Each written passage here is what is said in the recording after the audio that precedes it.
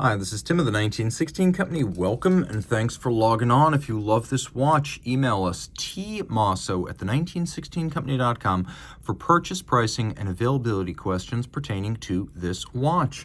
Today, we are discussing something launched in late 2023 for the 2024 model year from Breitling.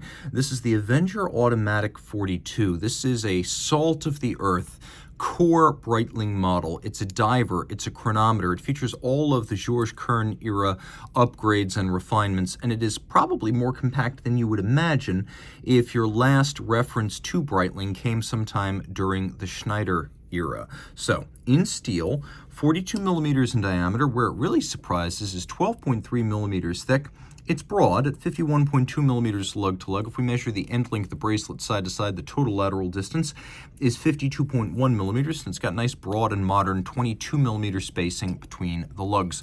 We'll throw it on my wrist, which is 16 centimeters in circumference, and I love that this watch fits effortlessly under a cuff. It's super thin. It's only about as thick as a Rolex Daytona, which is a thin watch. Now, it is fairly broad across the wrist, so I'm going to say you want to wear this on a wrist of at least, let's say, 16 centimeters circumference or larger. My wrist is 16. This feels like a good fit, but there's not a whole lot of room. If you got a super flat wrist, maybe 15, but certainly 16 is going to work.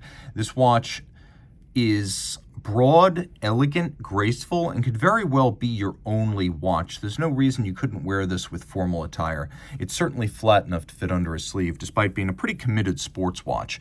Now, the bracelet, as you can see, is a professional 3 style with the diagonal orientation of the links, but the larger center links and the smaller flanking links. All satin finish, which I feel is in good taste. The big and blingy Breitling of the 2000s and 2010s feels more and more like a distant memory. Now, removable links here are fixed by screws. One of the features that Georges Kern, CEO of Breitling since 2017, promised us out of the gate was higher quality bracelets and clasps, and he's delivered. Here we have a twin trigger release.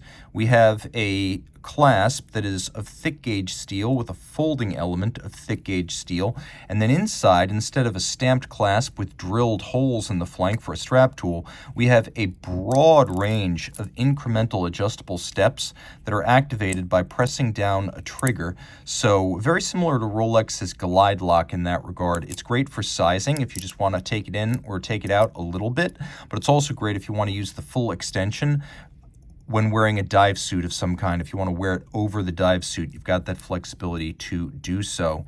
The lugs, more graceful than in the past, another Kern era innovation, and to make them aesthetically more palatable, you can see how there's a lovely little fluting on each side, and the closer you get, the more you realize that there's even a very subtly contrasting finish.